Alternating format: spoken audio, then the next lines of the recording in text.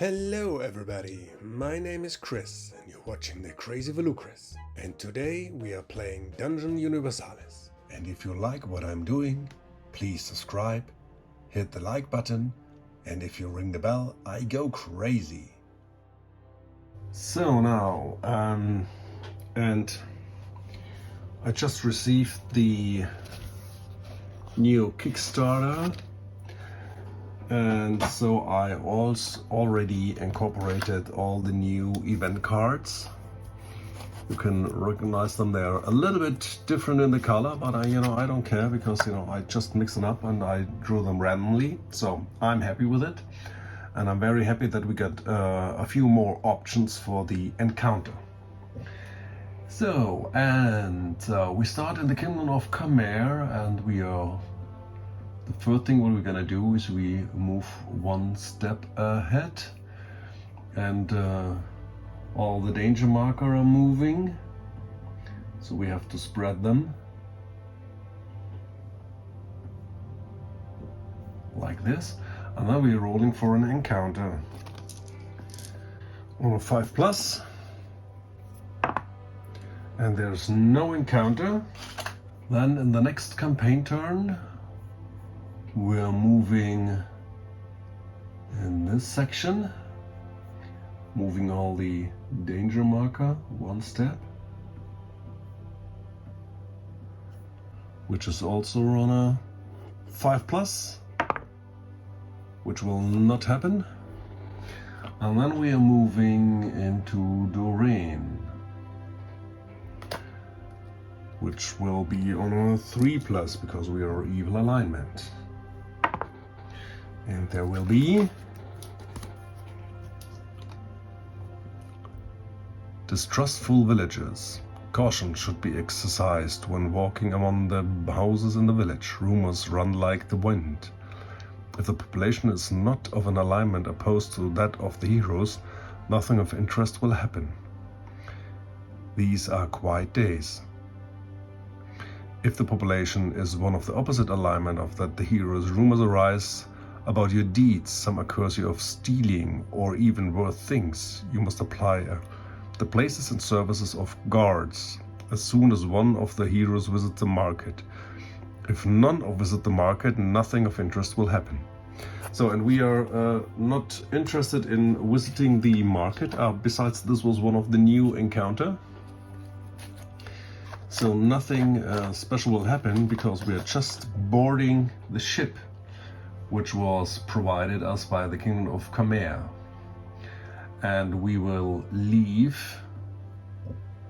just right here into the open sea. And we'll roll for an encounter, which will happen on a 5+. And there is favorable winds. Favorable winds will help you advance faster. You won't have to roll for travel events when you cross the next sea area during this journey. Oh, that's quite nice. Okay, so and we have to move all the danger marker.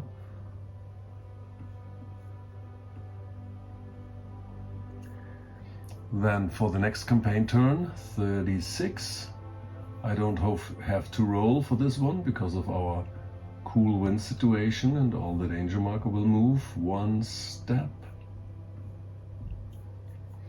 And then on turn 37, we'll move here, and I have to roll for the encounter on a 5+. Nothing will happen. And then the danger marker will move, but only one danger marker is allowed to go here. So we are drawing a new danger card, which will be a strange lightning. Suddenly the air swells and a dark cloud hangs over you. A lightning bolt strikes every close, barely missing you. One random character in this group takes 3 damage dice against a natural armor, fire damage. Oh boy, oh boy, oh boy. Alright, so We just roll it off. 1 or 2 is Citadellus, 2, 3, 3, 4 is Sly, and 5, 6 is Kronk. So this is Sly getting 3 damage die against his natural armor of 3. And he got 2 damage. Wow. This is not very good for Sly. Okay. Oh, sorry. Alright, we can remove this one. So, and on turn 38, we're moving 1 closer. So this will hold up here, and we have to roll for the event on a 5+. There's nothing happen. And then we draw another danger card, which will be Wandering Sorcerer. Pick a random hero from those of the group. A spellcaster disguised as a ranger has an argument with him and casts a spell before vanishing. The spell causes him 4 damage die against his intelligence.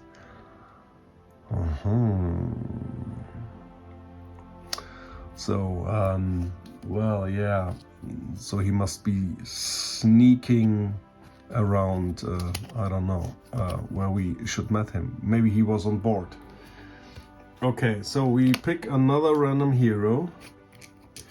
Just like before, 1, 2 is Citadellus, 3, 4 is Sly, 5, 6 is Kronk. Oh, and it's Kronk. So 4 damage die against intelligence. You get intelligence of 5. And no damage. So we were lucky. And we can remove this one. So on campaign turn 39, we move to the Ibram Bay. And we have to roll for the encounter on a 5+. There's nothing happen. And then we draw another danger card, which will be, and it's strong currents. The sea currents help you advance faster. The Dark Player Emblem removes the danger marker among those placed on the campaign map.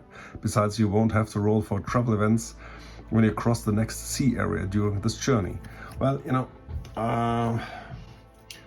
we don't have any more journeys across the sea, but we will remove that one. And this is the last one, so we have to remove that one as well. So now on turn 40, on turn 40, we're landing here in the town of Moramore. There we have to roll for an encounter, but this time we are at evil alignment, so only on a 4+. And that's a 2. So no encounter. Then we are moving out and we have to check for the mountain. On a mountain, this is on a 5+. There's no encounter. Then we are moving here to this location and checking on a 5+. There's no encounter. And then we are on turn 41. We are reaching Banmore. Oh, I'm sorry. So we have to check for this location, which will be on a 5+ as well. Oh, we have to roll for a special event. We are now in T73. We have to search. Oh yeah, here's one quest. All right, very nice. But first of all, we have to go to Banmore. But this time we don't have to roll for the city, because we are not really entering the city. We are just beginning our next mission. After many days of walking through the rugged mountains, the trail began to ease as we climbed another hill. My muscles were stiffened by the constant effort and thirst. At the end of the stretch, we reached the crest of an immense crater and gazed in amazement at the black plain of obsidian as big as a lake. In the center of the volcanic landscape stood a dark, tall rock like a massive twisted tower. Banmore. Its strained walls seemed to have been carved by a chisel of an ancient god. Hundreds of torches glowed from its chambers and galleries.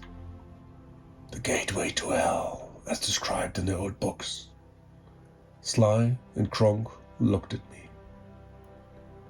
We know that at the top it's the dwelling of Raazbal, resurrected after being locked in a soul stone for 100 years. From where we were, we saw several lines of soldiers crossing the obsidian valley until they entered through a clanking door at the base of the tower.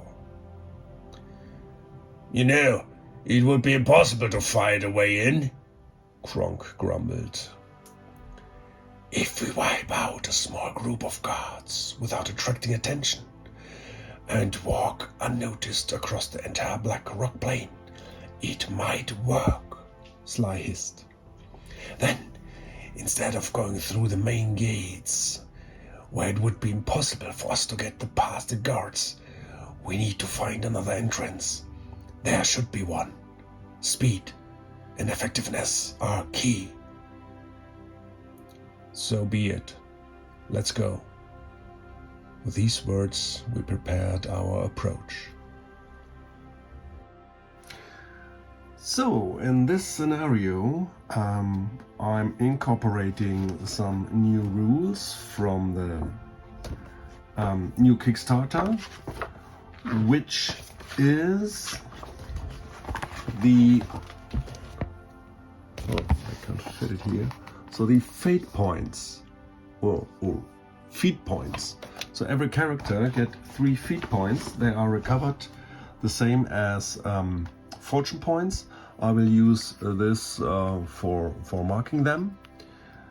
So, and with these points, they can be spent after an opposing roll to give a +1 to one of the dice, to a maximum of 3, but they only get 3 points, so I don't know how they get more than +3. So, and this is the point, and they are repellish like fortune points, like with an extended rest. The next thing what I will do is, because this is an outdoor scenario, I will do a weather roll. This is a volcanic environment, so I have to roll 2d6, which is a 9, which will result here on a 9 will be a clear sky. So then I have to roll if this is a night scenario. This is on a 1, and it's not a night scenario. So we have clear sky, and we have daylight. So the next thing, what they can do, the heroes, because they are on a outside quest, they get a new action. This is searching for resources. This is the new action, but I'm not pretty sure if I will use this, because, you know, time is a precious thing in most of the scenarios, and this is no exception. So we have here a limited time of turns to complete. The next thing is we don't use any achievement points or reserve points. So, and there's also no dark player cards. The only thing what we got is we got 3 traps, which are Blackout Trap, Stake, and Rock Slide, and this could trigger as normal as an obstacle. So, and there will be rolled for these traps. So on a 1 there's a lag hole trap, on a 2 to 3 is a stake, on a 4 and 6 there's a rock slide. So I have to roll which trap is triggered when they will appear. And due to our VPs, what the group got, we have to re-roll this die. So, and as usual, I will track this with a normal d6. So on the first roll on a 1, on the second roll on a 1 or 2, on a third roll on 1 or 3, and so forth. And when the trap is triggered, it will set back to a 1. So I will just keep this here on the traps as a reminder, and this obstacle die as a reminder. So this is my obstacle score. That's for the rules, and yeah, let's begin. So this is the first turn for our heroes, and I will activate Kronk, and he will go 1, 2, that's it. Then he's done. Oh, maybe, yeah, he could search actually for resources. So they have to pass a perception test. And Kronk got a 0, so he needs a 10. But he fails with a 9. Alright, so next up I will activate Citadels, who will enter as well. So, and he stops here. And he's also searching for resources on a 10. No, there are no resources. And then Sly will activate and will also go, and he will stop here, and he is also looking for resources, but he got a +2. I have to check if this everything, yeah, he got +1 from his amulet. He got +1 from his eagle eye. I'm not pretty sure, because the skill always says detecting traps, inspecting halls, or searching for secret doors. I'm not pretty sure if this is also taken in account. But he also got his switchblade, which provides him another +1. So we just go for a +2. So he needs an 8. And he got a 6. So this was turn 1, and now we go for turn 2 for the heroes. And I will start with Citadels. Yeah, he's still in 2, he's in a safe zone. So then he searches for any resources on a 10. Oh no, this is a blunder. A blunder means a hidden animal bites you on the hand, take 1 damage die. This is not very good. So he got a magical armor, so he's on a 4. And he got a wound. 1 wound for Citadels. And then Kronk will gonna activate, and he will run. And he's just running here up to here. And he's still in the safe zone. And then we activate Sly, who will enter here, and with his action he reveals the section. And I'll be back with a new board. So, and this is the new section. So we got here some Uruk warriors, which are maybe waiting for us, maybe not. And we have to make an initiative roll. So Sly got for sure +2 for this amulet and his switchblade, and he got +1 to initiative rolls for his ambush skill. So we got a +3, and the Uruk got a 0. I guess I have to check. Yeah, they got a 0. So we got a +3.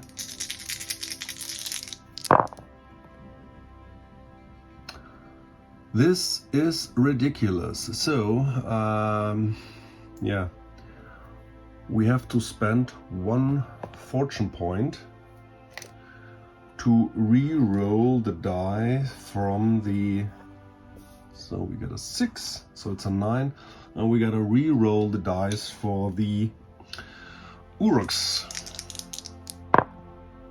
And that's a 5 as well. So, and this time we caught them by surprise. We won the initiative, and they got an intelligence of 3, so we didn't caught them by surprise, but we won the initiative, which is crucial.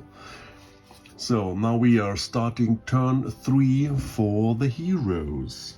All right, and I think Sly will start, because he also revealed the section, and he moves like this, and he attacks this Uruk. He is armed with his axe and his buckler, and the Uruks are also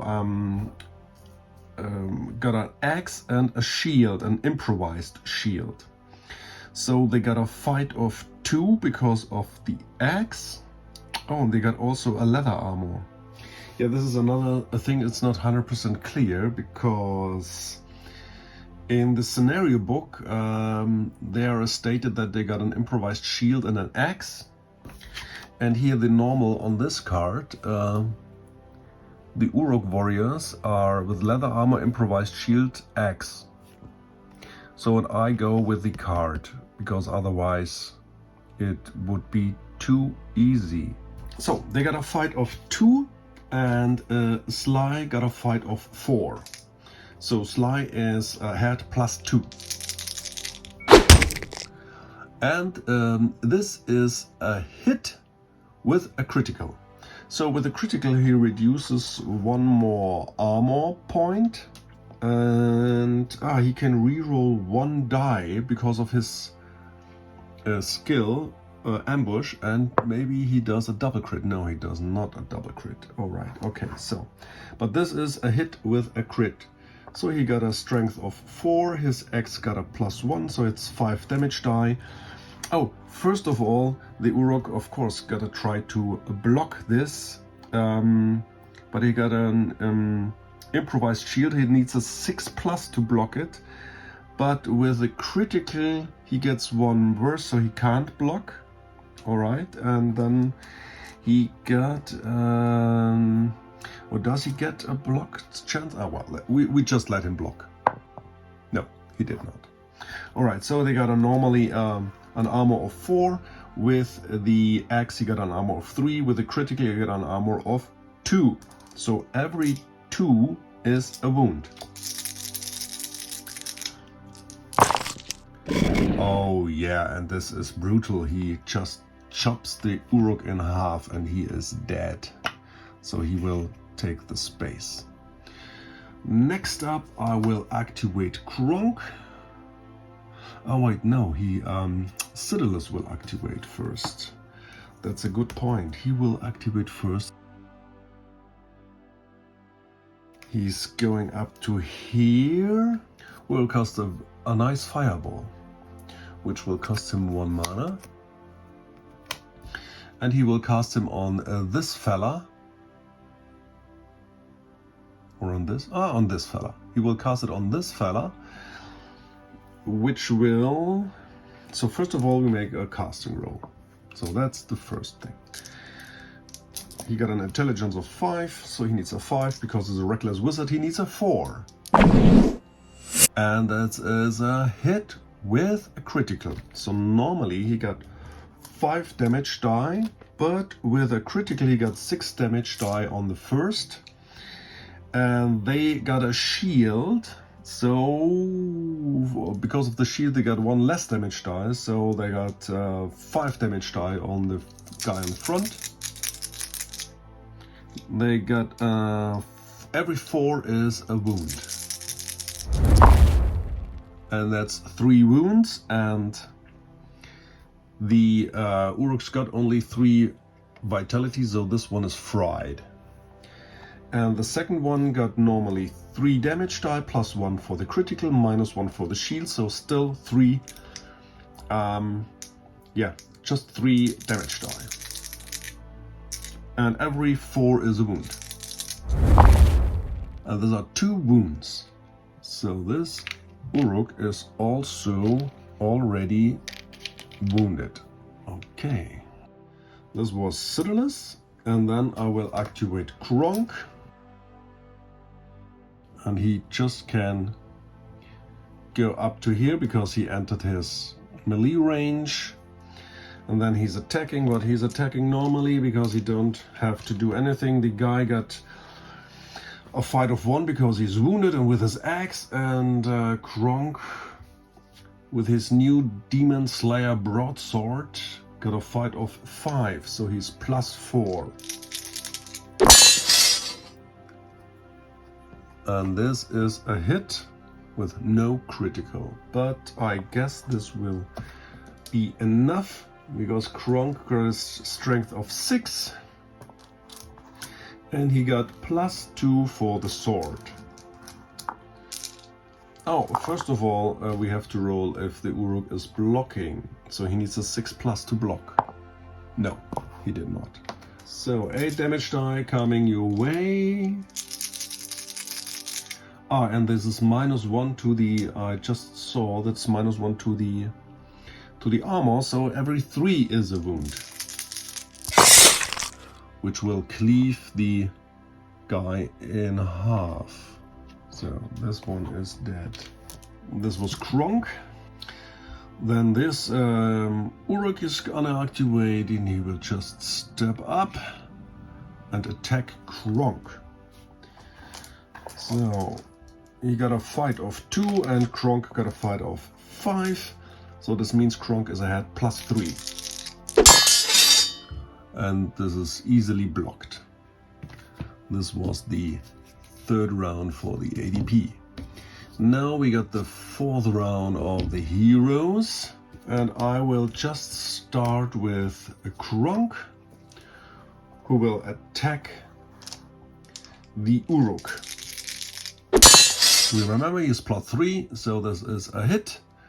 No critical, but these are 8 damage die.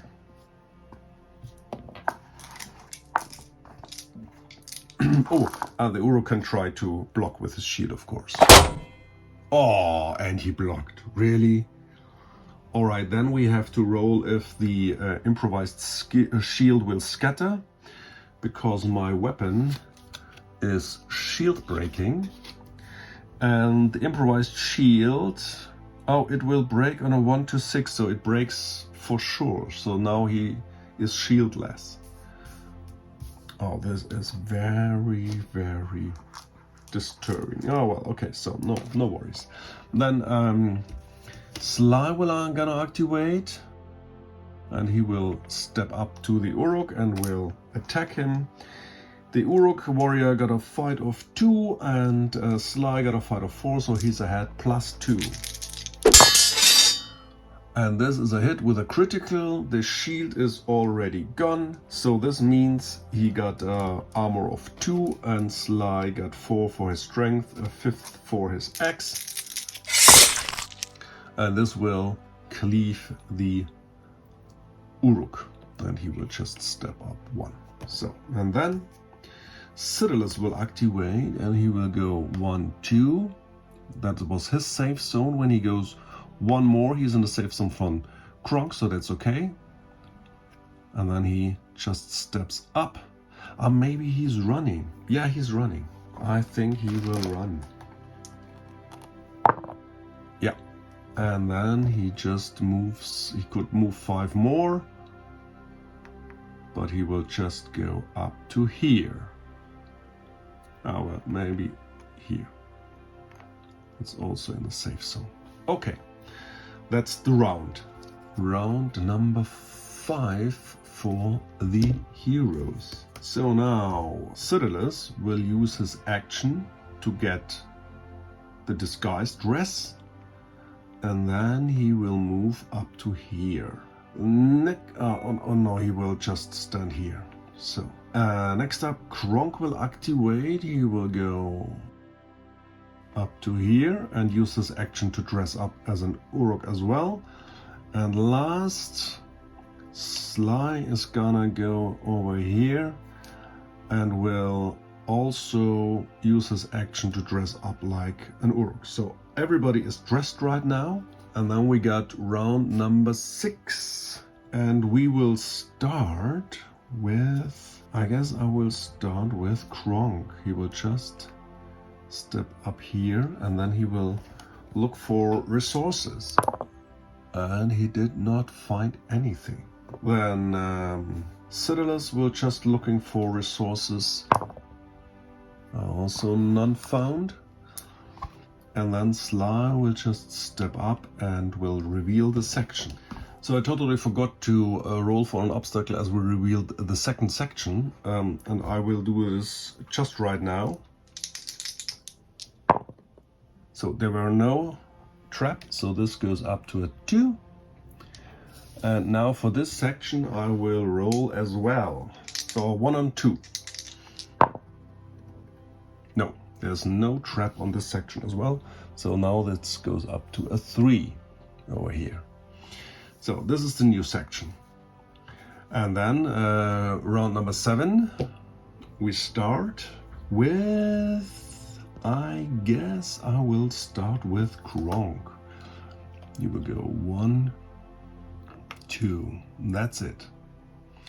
Then I will use, I will activate Citadus. That's it, still in the safe zone. And then we activate Sly, who will just go over here and will reveal the next section. So we have to roll again for an obstacle. So on a 1 or 3 there will be an obstacle. And there is no obstacle, so the chance ramping up. So on a 4 there will be next time an obstacle. And this was round number 7. Now we got round number 8. Oh yeah, I forgot to place here 2 markers. Then I will start the round number 8 with Kronk. So he's just stepping up like this. Then I will activate Citadus. We just go right next to Kronk, always in the safe zone. And the last activation will be Sly. And he will just roll for an obstacle if there is one. This time on a 1 or 4. Yeah, it must happen sooner or later, so this will be set back to a 1. And now we have to roll which trap is triggered. On a 1 is a leg hold trap. On a 2, 3 it's a stake. On a 5, 6, 4 to 6, 4 to 6. Now we are rolling. And it's a 2. So this is a stake. We use the trap. And now we have to roll. There's a 9 to detect the trap. He got a +3 because he also got the eagle eye, the amulet, and the dagger. So he needs a 6 to detect the trap. Here we go. So, and this is detected, and to disarm the trap he needs a 6, and he got a +1 for his dexterity, so he needs only a 5. And also disarmed. So he now could stand here, and I will reveal the next section. So this is the next section, and I will activate Citadus. So just to stay in the safe zone, that's okay. Then next up, and he will search for, he will search for components. No. Then I will activate Kronk, who will just go, maybe he's running. Yeah, I guess he is running. Right? And he will stop right here just to be in the safe zone. And then Sly will gonna activate. He will run as well. There's no problem. And as soon as he enters this space, he needs to make a perception roll because the guards are standing on top and watching carefully. So he needs to pass an 8. So, but he gets, he gets Eagle Eye as well, and I just rule that Eagle Eye will also help him, so he got a +3, so he only needs a 5 to avoid the detection. Oh no. And he is detected. So then this means that his activation just ends because they were spotted. So this was already turn number 9. So he got detected, so we will spawn 2 Uruks and they will activate right away at the end of turn number 9. So this is turn number 9 for the ADP. And he will go and he will attack Sly. So they got a fight of 2 and Sly got a fight of 4. So they are Sly is 2 points ahead. And it's a 7 and he will block this blow. Now the second one is activating.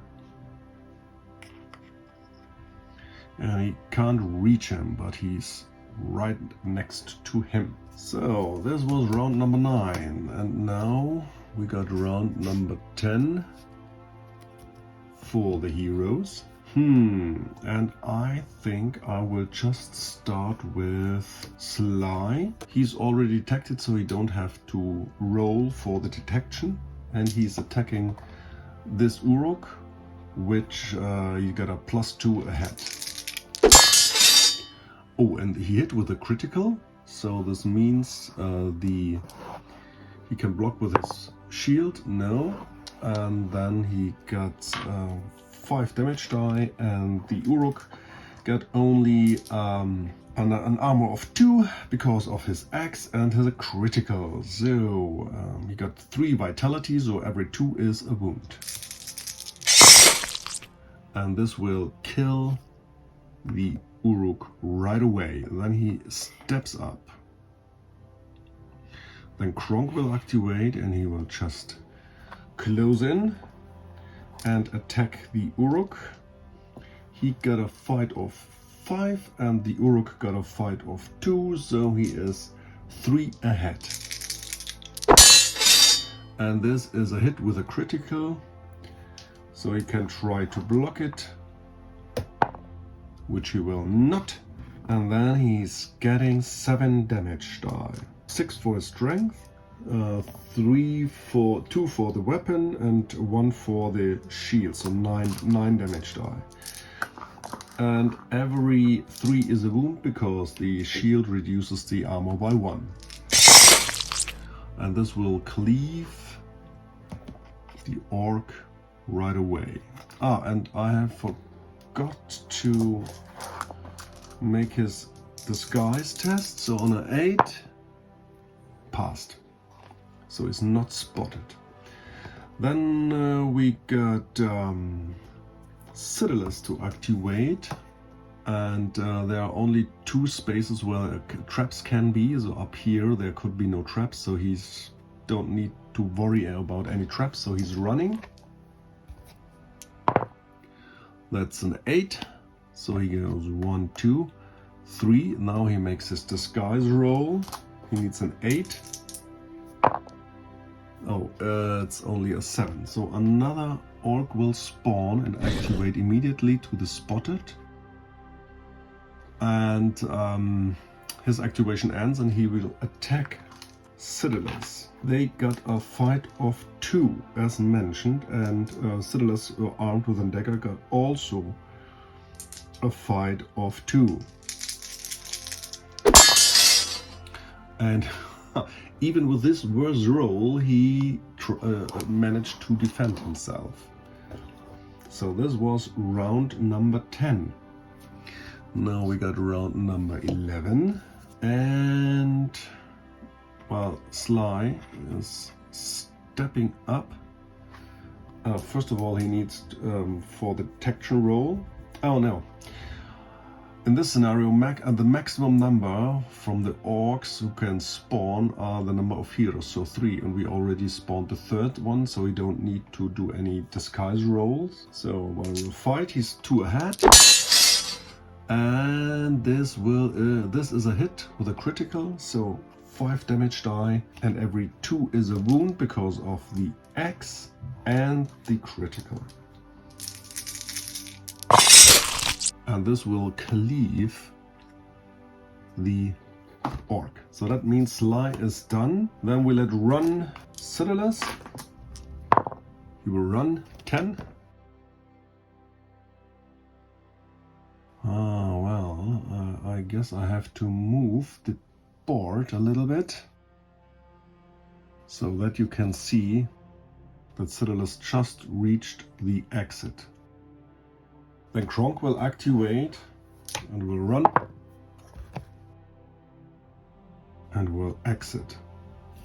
Now we got round number 12 and Sly is running, only 9, and will make the exit, and he starts from here. That's it. We did it. We sneaked into Banmore. So, I totally forgot that Citadellus got 2 skills, which is Alchemist, which gives him 1 free component for magic. This would be this one. And the Herbalist will give him 1 free potion at no cost. Mana and poison potions are not included, so I decided to get a speed potion. This is also from the new Kickstarter, and I'm eager to try this one out. Alright, so this is just for the aftermath.